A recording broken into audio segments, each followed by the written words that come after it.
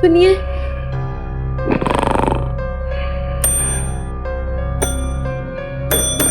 अरे अरे कौन है?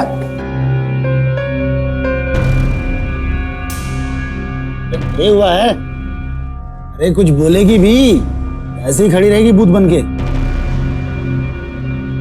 रिपोर्ट लिखवानी है। रिपोर्ट? ऐसी रिपोर्ट? सामूहिक बलात्कार की। हॉस्टल के लड़कों ने मेरा रेप किया है, जबरदस्ती की है मेरे साथ। मुझे उनके खिलाफ रिपोर्ट लिखवानी। लिखिए रिपोर्ट, लिखिए। विज्ञान के अनुसार एक औरत की अंदरूनी ताकत किसी भी मर्द से कहीं ज्यादा होती है। शायद इसीलिए कुदरत ने जीवन देने का जिम्मा उसे ही दिया है। और हमारे देश में तो औरतों को देवी का रूप माना जाता है। और विडंबना देखिए, इन्हीं देवी स्वरूप लड़कियों के साथ हम बलात्कार जैसा घिनौना अपराध करते हैं।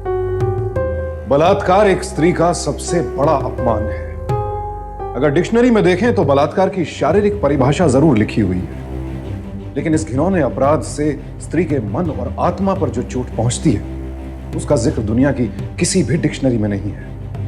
बड़े दुर्भाग्य की बात है कि भारत दुनिया का तीसरा ऐसा देश है जहां बलात्कार के सबसे ज्यादा मामले दर्ज किए जाते हैं। हर साल 21,000 बलात्कार के मामले सामने आते हैं, यानी हर घंटे 2 से 3 औरतों के साथ बलात्कार होता है। और ये तो वो मामले हैं जो दर्ज किए जाते हैं। उन हजारों केसेस की गिनती कौन करेगा जो कहीं दर्ज ही नहीं होते, जिनकी कहीं कोई सुनवाई नहीं होती, कभी कोई जिक्र भी नहीं करता, जो समाज और दुनिया के डर से हमेशा के लिए दबे रह जाते हैं, जिसका बोझ सीने में लिए एक लड़की अपनी पूरी जिंदगी गुजार देती है। लेकिन यह कहानी है मेरठ की, जहां एक 18 वर्षीय बहादुर लड़की प्रीति ने अपने साथ हुए सामूहिक बलात्कार की रिपोर्ट दर्ज करवाई। अच्छा बाय पापा। बाय बेटे बाय। तुमको कितनी बार कहा है ना कि सुबह जल्दी उठा करो। सुबह 7 बजे तक तो तुम सोई रहती हो। चलो अब निकलो वरना बस चली जाएगी। बाय, ध्यान से। हम भी चलेगा स्कूल मैडम। अरे क्या माल है रे, बड़ी होके माल बनेगी माल। एक बात बताओ, तुम अपने अखबार में तरह तरह की खबरें छापते रहते हो। ये जो लड़के सामने रहते हैं उनके बारे में क्यों नहीं कुछ लिखते? क्यों? कुछ किया क्या उन्होंने? अच्छा, कुछ करेंगे तभी लिखोगे तुम। पढ़ाई लिखाई से तो उनका कुछ लेना देना है नहीं। सारा दिन बंटू की दुकान पे पूरा अड्डा जमा के बैठे रहते हैं। कोई लड़की वहां से गुजरेगी, एक इधर से गाना गा रहा है, एक उधर से सीटी बजा रहा है। अरे मेरे लिखने से इन लड़कों को जेल हो जाएगी क्या? देखो मेरे लिखने से हॉस्टल तो बंद होगा नहीं। अब हॉस्टल है तो लफंदरगिरी तो होगी। हमें ही अपने बच्चियों को संभाल के रखना होगा, समझी? अच्छा मैं स्कूल जा रही हूँ, बहुत लेट हो रही हूँ मैं। प्रीति, तुम्हारे स्कूल में तो अभी काफी टाइम है ना? हाँ, स्कूल जाने से पहले चारू के घर जाऊंगी, पूरा होमवर्क कंप्लीट करूंगी, उसके बाद स्कूल जाऊंगी मैं। बेटा, तुम्हें हर दिन चारू के साथ मिलकर अपना होमवर्क पूरा करना होता है। प्रीति बेटा इधर आओ। बेटा ये जो सामने लड़के हैं वो तुम्हें ज्यादा परेशान तो नहीं करते ना? नहीं, बिल्कुल नहीं। क्यों? बेटा अपना ध्यान रखना। एक से बढ़कर एक नालायक है बोले, उनसे दूर ही रहो तो अच्छा है। और सुनो, स्कूल से सीधा घर आना। ठीक है, सीधा घर पर आऊंगी। ठीक है, अब मैं जाऊँ स्कूल? बाय पापा। बाय बेटा। बाय। ध्यान रखना बेटा। हाँ। तुम्हें पता है आज पापा क्या कह रहे थे? क्या कह रहे थे? पापा कह रहे थे कि हॉस्टल के किसी भी लड़के से बात मत करना, सबके सब नालायक है। मैं नालायक नहीं हूँ। नहीं, मैं जानती हूँ तुम मुझे सच में प्यार करते हो। वो सब तो बेकार लड़के हैं, हॉस्टल की सब लड़कियों को लाइन मारते हैं। मुझे पता है, यू रियली लव मी। या आई रियली लव यू। और अगर तू थोड़ी सी बड़ी होती ना, अभी तक तो मैं तुझसे शादी भी कर चुका होता। पर कोई बात नहीं, तो अपने 12वीं के पेपर दे दे, फिर हम झट से शादी कर लेंगे। 12वीं के बाद कोई शादी करता है क्या? और मुझे भी बहुत पढ़ना है। अरे तू पढ़ लेना ना, शादी के बाद जितना पढ़ना है उतना पढ़ लियो। मैं क्यों रोकूंगा तुझे? सच में? तुम सच में मुझसे शादी करोगे मनोज? मैं सच में तुझसे शादी करूंगा फिर।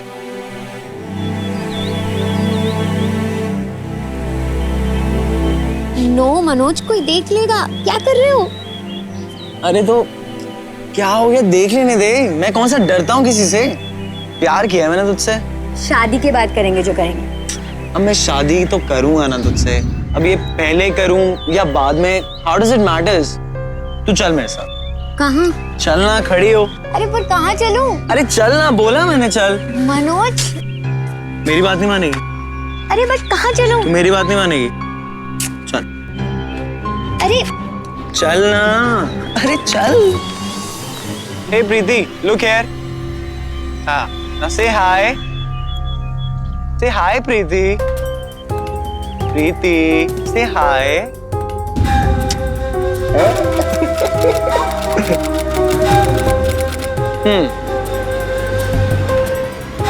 भाई सॉलिड कांड किया यार, सॉलिड कांड किया है। तुम ये रिकॉर्ड क्यों कर रहे हो? अब तुम मेरे पास हर समय तो होती नहीं हो, तो मेरे पास कुछ होना चाहिए ना तुम्हारी मेमोरी के लिए। मेमोरी वो चालू है। छा गया भाई, भाई तू छा गया। अबे भाई छा गया? अबे लाल किले पे झंडा फहराया लौंडा।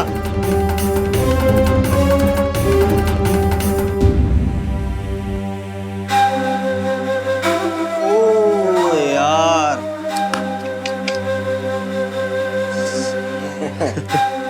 भाई एक बात बोलूं, अगर कुछ काम नहीं मिला ना तो साला ऐसी फिल्में बनाने का धंधा खोल लियो। बस हमें अपनी फिल्मों में हीरो लेते रहना तो हमारी भी लाइफ सेट हो जाएगी। अच्छा सुन, एक काम करते हैं। बोल। मैं कल जा रहा हूँ गाँव, अपनी हो रही है भाई टाटा बाय बाय, ठीक है? पर जाने से पहले ना मैं तुम दोनों को उसका नंबर दे जाता हूँ, ठीक है? अपनी सेटिंग कर लेना, पर भाई का नाम मत खराब करना, ठीक है? भाई नेकी और पूछ जल्दी दे ना नंबर। बोल बोल बोल। सेंड कर दिया, सेव कर लियो। नाम प्रीति है उसका। आ गया भाई, डन है डन। भाई तू यार नहीं है, यारों का पालनहार है, तू पालनहार है यारों का। इधर आ तू। कच्ची उम्र में इंसान बहुत मासूम होता है, हर किसी पर बड़ी जल्दी भरोसा कर लेता है और कभी कभी ये भरोसा हमें बहुत भारी पड़ता है। प्रीति के साथ भी यही हुआ। उसे मनोज की मीठी मीठी बातों और झूठे वादों पर इतना यकीन था कि उसने अपना सब कुछ उसे सौंप दिया। मनोज ने उसका पूरा फायदा उठाया और अपने गांव चला गया, लेकिन जाते जाते वो कुछ ऐसा कर गया जिससे प्रीति की जिंदगी में एक खतरनाक मोड़ आने वाला। आइए प्लीज आइए ना। अरे आ जाइए। बैठिए ना, बैठिए। मनोज का है? आपने तो कहा था कि मनोज कमरे में मेरा इंतजार कर रहा है। अरे बड़ी याद आ रही है मनोज की, आज हमारे साथ काम चला ले। क्या बकवास कर रहे हो? कहाँ है मनोज? देखिए आपको थोड़ी मिसअंडरस्टैंडिंग हो गई। हमने आपसे कहा था कि मनोज नहीं है, मनोज का मैसेज है जो वो आपके लिए छोड़ के गया था। मैसेज? दरवाजा क्यों बंद किया? वो एक्चुअली मैसेज थोड़ा पर्सनल है ना।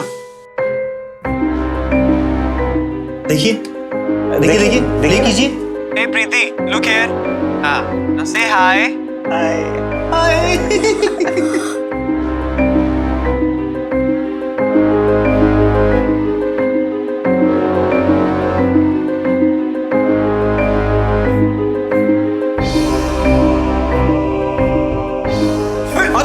क्या कर रहे हैं आप? पता है बहुत कीमती मैसेज है ये। आपको अच्छा नहीं लगा? हमें तो बहुत अच्छा लगा। हाँ? अरे आप बुरा मान गए। देखिए गुस्सा मत होइए। देखो, मेरा रास्ता रोकने की कोशिश की ना तो मैं बहुत जोर के चिल्लाऊंगी। मुझे जाने दो। नाटक क्यों कर रही है? हाँ देख, ये एमएमएस पूरे कॉलेज में फैल गया ना तो अच्छा लगेगा तुझे। हाँ अरे आपस की बात है, आपस में निपटा लेंगे। मुझे जाने दो, छोड़ो मुझे। अरे भाग गई साली। अरे जाने दे यार, भाग के जाएगी कहाँ? एंड में लौट के हमारे पास ही आना पड़ेगा इसे। ये है ना अपने पास वीडियो, ये ब्रह्मास्त्र है, ब्रह्मास्त्र। उसके बाद प्रीति ने अपने घर से अकेले बाहर निकलना बंद कर दिया, मगर लोकेश और राकेश हर जगह उसका पीछा करने लगे। जल्द ही बात और आगे बढ़ गई और फिर प्रीति को उसके मोबाइल पर लोकेश और राकेश के फोन आने लगे। हेलो हेलो जाने मन, कब आ रही हो हमसे मिलने? उन्होंने उसे धमकियां देना शुरू कर दिया कि अगर वो उन्हें उसी तरह खुश नहीं करेगी तो वो उस वीडियो का एमएमएस बनाकर सब जगह फैला देंगे, यहां तक कि उसके माँ बाप को भी भेज देंगे। एक बार तो उसने अपने कमरे की खिड़की से बाहर लोकेश को अपने पिता से बात करते हुए देखा। अंकल ये एड्रेस कहाँ पड़ेगा बताएंगे? बेटा ये पीछे गली नंबर 2 में पड़ेगा, मदन डेयरी के पास। अच्छा, ये आपका घर है? हाँ हमारा घर है। Thank you thank you. और फिर ना चाहते हुए भी हॉस्टल में लोकेश और राकेश के कमरे में जा पहुंची। ओह वाह, पता है कितना वेट करवाया तुमने हमको। आइए, आ जाओ आ जाओ आ जाओ आओ। अरे क्या बात है, आज तो किस्मत खुल गई हमारी। मैं आप लोगों से रिक्वेस्ट कर रही हूँ, मेरी वो वीडियो डिलीट कर दो। डिलीट कर दे? डिलीट कर दे यार, वीडियो डिलीट कर दे प्लीज। अरे यार डिलीट तो कर देंगे, लेकिन फिर बदले में हमें क्या मिलेगा? हाँ वो तो है, हमें क्या मिलेगा? देखो मेरी जिंदगी बर्बाद हो जाएगी, ऐसा मत करो प्लीज। अरे ऐसे कैसे जिंदगी बर्बाद हो जाएगी? हमें है ना, ये वीडियो हमारे अलावा और कोई भी नहीं देख पाएगा, लेकिन उसके लिए तुम्हें हमें थोड़ा खुश तो करना पड़ेगा। छोड़ो मुझे। अरे इतना नाटक क्यों कर रही है? हाँ, अरे मनु के साथ सब कुछ कर चुकी है तू, और हमारे साथ करने में शर्म आ रही है? हाँ देख सोच ले, आज अगर तू हमें खुश किए बिना यहां से चली गई ना, तो ये एमएमएस सीधे तेरे मम्मी पापा के पास पहुंच जाएगा। दोनों का नंबर है हमारे पास। और अंकल कितने स्वीट से हैं बेचारे, उन्हें कितना बुरा लगेगा नहीं अपनी बेटी का वीडियो देख के, दिल टूट जाएगा उनका। देख इतना सोच मत। सोच मत? याद है ना दिल्ली में उस लड़की का एमएमएस बना था, जिंदगी बर्बाद हो गई उसकी। क्यों? क्योंकि उसका एमएमएस फैल गया, देश छोड़ के जाना पड़ा था उसे। तेरा फैलाए?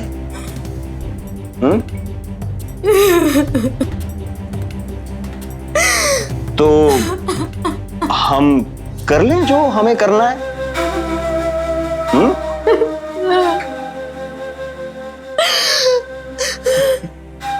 काश, ये एक ऐसा लफ्ज है जो दुनिया के हर गम को बयान कर देता है। काश कि प्रीति ने मनोज की बातों पर भरोसा न किया होता। काश प्रीति ने शुरू में ही अपने माता पिता को सब कुछ बता दिया होता, लेकिन शर्म और डर की वजह से प्रीति ने किसी से कुछ नहीं कहा। नतीजा, लोकेश और राकेश लगातार उसका यौन शोषण करते रहे। प्रीति खामोशी से अपना दर्द सहती जा रही थी, लेकिन एक दिन उस दर्द की इंतहा हो गई। एक बार एक कंपटीशन हो रहा था। क्या हो रहा था? कंपटीशन हो रहा था। उसमें क्या रहा था? वो अरे मैं भूल गया ना जोक। तूने कहा था फेयरवेल की पार्टी दे तो गिफ्ट दूं, कहाँ है मेरा गिफ्ट? अरे सबर कर यार, सबर का जो फल होता है ना, फल वो बहुत मीठा होता है। होता है कि नहीं? होता है कि नहीं? वो राकेश है ना, राकेश, वो तेरा गिफ्ट लेने गया है। वो आ रहा होगा, वो रास्ते में है। तब तक ये भी ना, ये बढ़ाऊंगा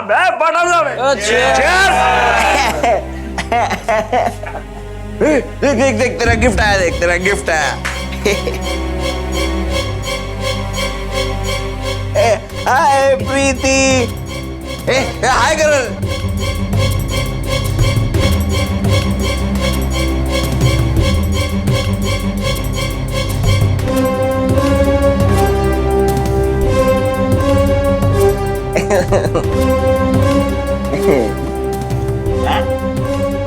अरे अरे अरे क्या कर रहे हैं हीरोइन? है कोई बात नहीं, ना बड़ा भाई है। छोड़ो मुझे। क्या नाम है तुम्हारा? मुझे जाने दो प्लीज। भाई सबर का फल मीठा होता, सही कहा था तूने। भाई पहला नंबर मेरा, पार्टी मेरी है। चल भाई कट लो सब लोग। चलो चलो चलो यार, पहला नंबर उसका है। चलो अरे बाहर चलो ना यार। Out everyone. नहीं अरे प्लीज। अरे भाई है अपना भाई, सेम टू सेम है।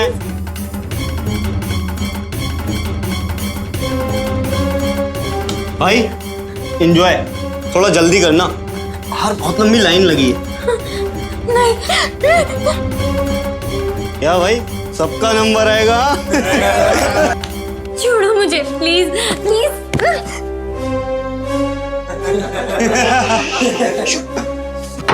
प्लीज आप कौन हो? प्लीज प्लीज मुझे जाने दो, प्लीज प्लीज प्लीज मुझे जाने दो। नहीं नहीं, कौन हो तुम? प्लीज प्लीज मुझे जाने दो, प्लीज प्लीज प्लीज ऐसा मत करो, प्लीज मुझे जाने दो, प्लीज। अबे क्या बात है यार, यार ये भाई ने तो यार बड़ा टाइम लगा दिया हैं? ये सबका नंबर आते आते तो यार सुबह हो जाएगी। हाँ? देखता हो ना, देख देख देख। अरे जल्दी कर भाई, हमको भी जाना है। ओए आया इधर इधर आया।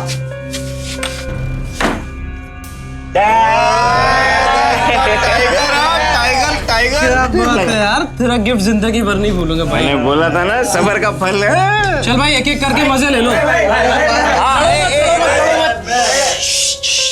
कोई अकड़ बक्कड़ मेरा भेजा करो। ए तू जाना है, तू जल्दी जा जा जा जा कोई बात नहीं, ये जल्दी आ जाएगा। बंद करने दे, बंद तो करने दे।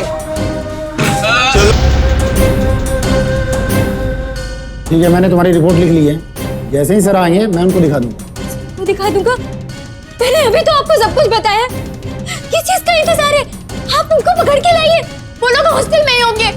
ये हलवा थोड़ी ना है। जिन लड़कों पर तुमने बलात्कार का आरोप लगाया है वो किन घरों से ताल्लुकात रखते हैं, तुम जानती हो उन लोगों को? जानती हूँ। राकेश सिंह, लोकेश यादव, रमेश चौहान, अमित रघुवीर, सबके बारे में मैं आपको अभी अभी बता चुकी हूँ और बार बार कहूंगी, तब तक कहूंगी जब तक आप उन लोगों को पकड़ नहीं लेते। मैं जानती हूँ ये लोग बहुत बड़े लोग हैं, लेकिन इन्हीं लोगों ने मेरा रेप किया है। मैं सबके सामने कहूंगी, जिसके सामने बोलना पड़ेगा ना बोलूंगी, बार बार कहूंगी। राकेश सिंह और लोकेश यादव ने कई महीनों तक मेरे साथ बार बार बलात्कार किया। इन लोगों को नहीं छोड़ूंगी, मैं इन्हें सजा दिलवा कर रहूंगी, सजा दिलवा कर रहूंगी मैं। प्रीति ने अपनी रिपोर्ट में लोकेश और राकेश सहित उन सभी 10 लड़कों को नामजद किया जिन्होंने उसके साथ सामूहिक बलात्कार किया। मुलजिमों ने अपनी ताकत का इस्तेमाल किया और महीनों तक केस में कोई तरक्की नहीं हुई।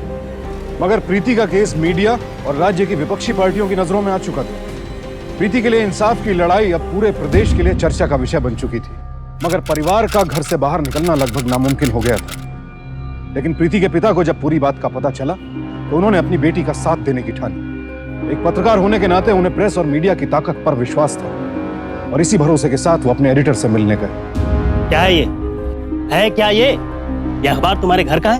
तुम्हारी बेटी के साथ कुछ गलत हुआ है तो तुम इस अखबार का इस्तेमाल करोगे? सर, मैंने जो सच था वही छापा। अरे तुमने सारे शहर के इज्जतदार लड़कों का नाम छाप दिया है। सुबह से फोन आ रहा है मुझे, क्या जवाब दूं उनको? बोल दीजिए उनको, उनके बेटों ने अपराध किया है, सजा तो झेलनी पड़ेगी। फालतू बात नहीं भूषण। और ये खबर मुझे दिखाए बिना तुम प्रिंट के लिए भेजे कैसे? क्योंकि इस खबर में कुछ भी गलत नहीं है सर, लेकिन मुझे अब लग रहा है, समझ में आ रहा है सब कुछ कि आपको इतना फर्क क्यों पड़ रहा है। ये इज्जतदार लोग आपको विज्ञापन देते हैं जिनसे आपका अखबार चलता है, इसलिए आपको लग रहा है कि उन विज्ञापनों के सामने एक बच्ची की इज्जत की कीमत क्या है भला। लेकिन मैं उन हरामजादों को सजा दिलवा करके रहूंगा, छोड़ूंगा नहीं। और ये आप भी देख लेंगे सर। प्रोसीड। योर ऑनर, इसमें इन बेचारे लड़कों का क्या दोष? दोष अगर है योर ऑनर तो इस लड़की का। अब आप देखिए योर ऑनर, इस लड़की ने पहले मनोज को फंसाया, उसके बाद लोकेश, फिर राकेश और फिर रमेश, और जब इतने से भी इसका दिल नहीं भरा तो इस लड़की ने इन सब लड़कों का नाम ले लिया। योर ऑनर, अब इस लड़की का कहना है कि लोकेश और राकेश ने कई महीनों तक इसके साथ इसका शारीरिक शोषण किया, यानी सेक्सुअल अब्यूज किया। अब सवाल ये उठता है योर ऑनर कि जब इतने महीनों तक इस लड़की के साथ ये सब होता रहा तो ये चुपचाप क्यों बैठी रही? क्यों इसने पुलिस में जाकर रिपोर्ट नहीं लिखवाई? क्यों नहीं अपने माँ बाप से इसकी शिकायत की? इसने तो इसका जिक्र तक नहीं किया योर ऑनर। इसकी वजह है योर ऑनर, क्योंकि ये इसका धंधा है। और जब किसी वजह से इसे इनसे पैसे नहीं मिले तो इस लड़की ने इन सब पर रेप का इल्जाम लगा दिया योर ऑनर। ये बकवास कर रहे हैं जज साहब, बकवास कर रहे हैं ये। मेरी बेटी पे फालतू का इल्जाम लगा रहे हैं ये। सच तो ये है जज साहब, इन लड़कों ने मेरी बच्ची के साथ जबरदस्ती की है। आप बैठ जाइए, आपको बोलने का मौका दिया जाएगा। आप अपने विटनेस पेश कीजिए। हाँ तो दयाराम, क्या जानते हो इस लड़की के बारे में? साहब, ये लड़की कई बार आती थी वहाँ। मैंने साहब इसे कई बार रोका। मैंने कहा ये लड़कों का हॉस्टल है, यहाँ लड़कियों का आना अलाउड नहीं है। लेकिन साहब ये कोई ना कोई बहाना बनाकर अंदर चली जाती थी। Next witness. हाँ तो लोकेश, तुम अदालत को बताओ क्या हुआ। जज साहब, ये हमारे पीछे पड़ी रहती थी और एक दिन अचानक धमकी देने लगी, पैसे दो पैसे दो, अगर पैसे नहीं दिए तो मैं तुम सबको बदनाम कर दूंगी। और सर आखिरकार इसने किया वही। सर ये बहुत चालाक लड़की है। तो योर ऑनर, इन सब बातों से यह जाहिर होता है कि खोट इस लड़की के कैरेक्टर में ही है। केस की अगली सुनवाई 20 दिन के बाद होगी। The court is adjourn. हमारे देश में कानूनी कार्रवाई अक्सर बड़ी लंबी खिंच जाती है और कई लोग तो इस इंतजार से थककर अपनी लड़ाई बीच में ही छोड़ देते हैं। लेकिन प्रीति उनमें से नहीं थी। उसके पिता भी अपनी बेटी के साथ थे। अपराधी ताकतवर थे, इसलिए सुनवाइयों का सिलसिला लंबा चला। लेकिन प्रीति ने हिम्मत नहीं हारी। आखिरकार उन लड़कों की हिम्मत जवाब देने लगी। अब वो इस केस से छुटकारा पाना चाहते थे और अपने इसी उतावलेपन और परेशानी में उन्होंने एक और घिनौनी साजिश रची ताकि प्रीति को केस वापस लेने के लिए मजबूर कर सकें। क्या हुआ? क्या हुआ बेटा, क्या हुआ? हुआ क्या? बोल तो सही। इधर देख पूजा, रो मत, बता क्या बात हुई है। ये देखो। हेलो प्रीति डार्लिंग, क्या हम लोगों पे केस करके हमारी नींदें हराम करके घर पे आराम से चैन से बैठी हो? ऐसे कैसे चलेगा? हम लोगों को जेल भेजना चाहती हो? बंद कर दो इसको। इस सबसे कुछ भी नहीं होने वाला। हाँ, इधर आओ, इधर आओ, दीदी, दीदी, इधर आओ। देखो तुम्हारी प्यारी सी बहन, छोटी सी बहन कैसे घबरा रही है। डरते नहीं बेटा, हम तुम्हारी दीदी के ना बहुत अच्छे फ्रेंड हैं। अच्छे फ्रेंड है ना, क्लोज फ्रेंड्स। वापस ले ले प्रीति, वरना तेरे से बुरा हाल इसका होगा। फिर लड़ियों के इस दोनों का साथ में।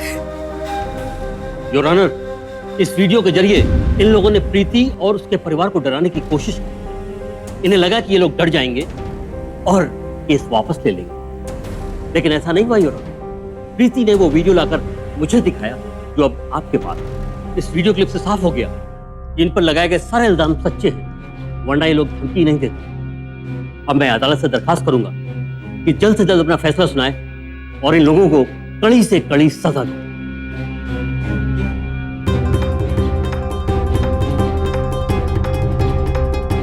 लोकेश, राकेश और रमेश, इन तीनों को हिरासत में ले लिया जाए।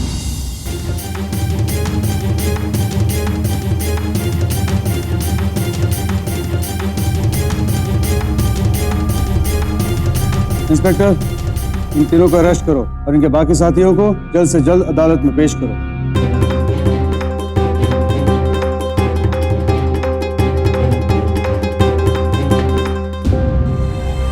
प्रीति, कैसा लग रहा है आपको अब जब आपका केस खत्म हो गया है? आज मुझे यकीन हो गया है कि जो लोग लड़ते हैं ना, उन्हें जीत जरूर हासिल होती है। देर से ही सही, पर मुझे इंसाफ जरूर मिला है। कभी कभी बीच में मैं हिम्मत हार गई थी। मेरे परिवार वालों ने ना हमेशा मेरा साथ दिया है। और कुछ कहना चाहेंगी आप उन लड़कियों के बारे में जिन्हें आपकी तरह गुजरना पड़ता है? हाँ, मैं सबको एक बात जरूर कहना चाहूंगी, कभी किसी के सामने झुकने की जरूरत नहीं है। अपनी आवाज उठाओ और ऐसे राक्षसों को सजा दिलवाओ।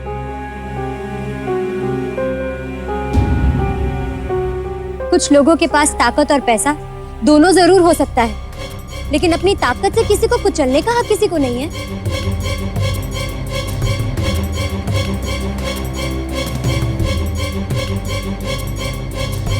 बलात्कार एक ऐसा घिनौना अपराध है जो औरत के शरीर से ज्यादा उसकी आत्मा, उसकी अस्मिता को चोट पहुंचाता है। अफसोस की बात है, एक तरफ तो हमारा देश इतनी तरक्की कर रहा है, दूसरी तरफ कुछ लोग अपनी घटिया सोच से हमारे पूरे समाज को कलंकित कर रहे हैं। इन लोगों को ना किसी का डर है, ना किसी का खौफ। ऐसे लोगों को रोकने के लिए एक सख्त कानून की जरूरत है जो इन्हें सजा देने में बिल्कुल भी देर न लगाए।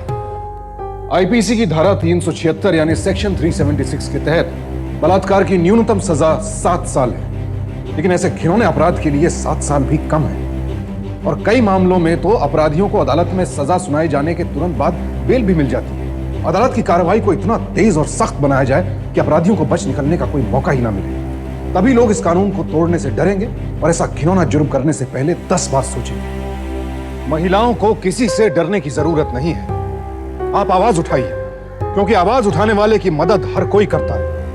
बलात्कार जैसे घिनौने जुर्म के खिलाफ ये लड़ाई हमें हर हाल में जीतनी है, और ये तभी मुमकिन होगा दोस्तों जब हम सब एक साथ मिलकर लड़ेंगे। हम प्रीति जैसी लड़कियों की हिम्मत को सलाम करते हैं, जिन्होंने जुल्म के खिलाफ आवाज उठाई और अपराधियों को सजा दिलवाई। कल आपसे फिर मुलाकात होगी एक और कहानी के साथ, एक और ऐसी सत्य घटना के साथ, जब एक मजलूम के हौसले ने मुजरिमों को करारी शिकस्त दी। सावधान इंडिया, इंडिया फाइट्स बैक।